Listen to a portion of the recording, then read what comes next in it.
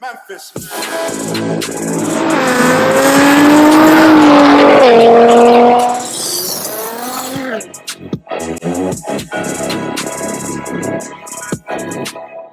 Hey guys, thanks for tuning in. On today's video, I wanted to highlight the unfortunate incident that occurred at Powercruise 10. There was a big accident. If you guys have been living under a box and didn't hear about what happened, a freak accident with the Darth Vader Lamborghini. The owner is Coy Christmas and his co-pilot was AJ Santiago. My intention with today's video, bring more attention to this story in the purpose of the impact that the car community has on one another and within the community itself. So this story was pretty big. They played it on Care 11, and I'll include the video shortly. My intention with showing the Care 11 video is not to bring any benefit to myself or this channel. The reason why I feel like they left out a couple of major things, I actually talked to Coy and AJ themselves, and there's a lot more that was in the story that Care 11 left out. So I'll go ahead and roll the clip now.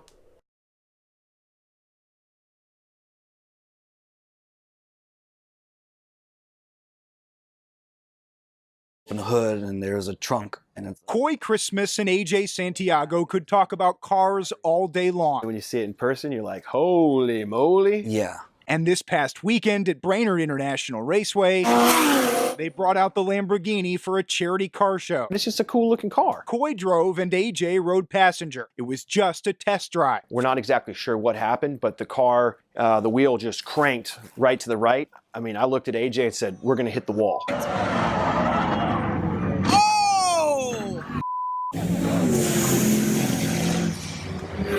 I could feel the heat. I could smell the fire. The roof came in and clapped and crushed my head, and then I was knocked out. I mean, honestly, the first thing I thought is that he was dead, and I was absolutely scared. I was terrified that that was the end of that. So,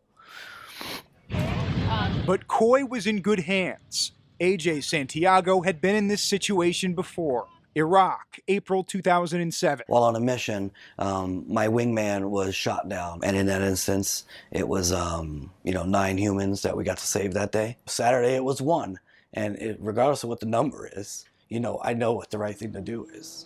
So like he did in Iraq, AJ ran toward the danger. I pulled off his seatbelt and started to drag him out of the car. You can't be taught to do it any other way. I mean, he did it, textbook, if you will. They would reunite later at the hospital.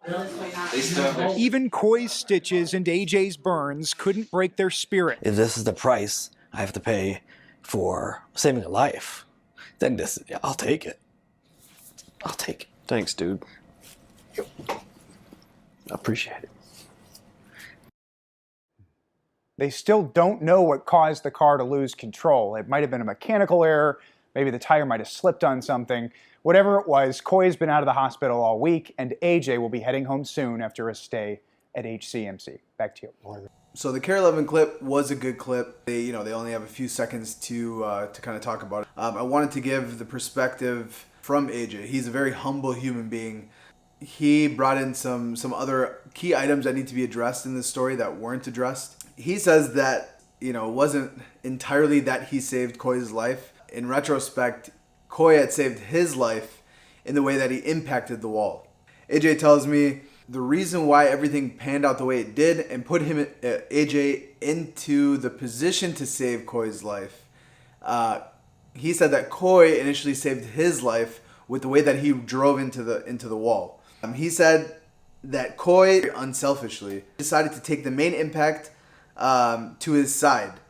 The massive hit caused a rollover, which punctured Coy's head and therefore knocked Coy out. However, by Coy doing this meant that it would keep AJ conscious, and it would ultimately lead AJ into pulling Coy out. He goes, think about how different the outcome would have been if he was also knocked unconscious. Another factor, he says, that the airbags could not have deployed, and they didn't. And if they did, it would have led to much more stuff being in the way as kind of AJ got out of the window to then therefore grab Coy out. Very, very interesting perspective. He says then there's the fact that, yeah, he did pull Coy, who weighs about 220 pounds, an unconscious body at that, from the burning car. So the other group that he wants to kind of bring attention towards that Care 11 didn't bring, once the car made the impact on the wall, flames kind of, erupted. There's a few spectators, and I'll include the picture of that here.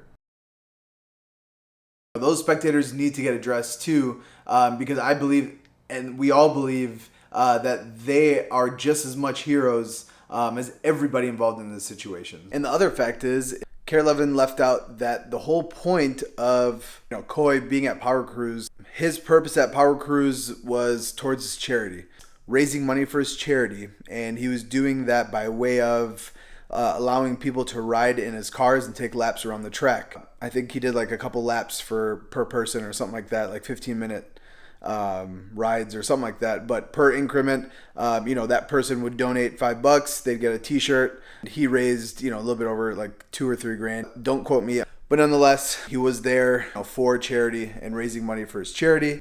Hats off to AJ.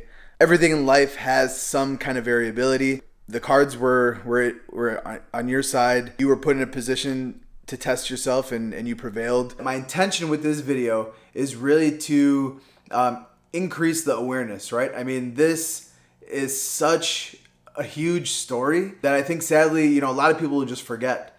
And I don't know how much this video is going to have an impact either. For a lot of the content that I want on my car page are stories like this. A lot of these stories are just kind of passed through and kind of talked about, and then that's that. Definitely glad that Coy and AJ are both alive, and thanks again to those spectators that helped drag them out. Otherwise, we could have had a much different result. Live life to the fullest, and can't wait to see what Coy has up next. Thanks, guys. Take care. Later. Peace.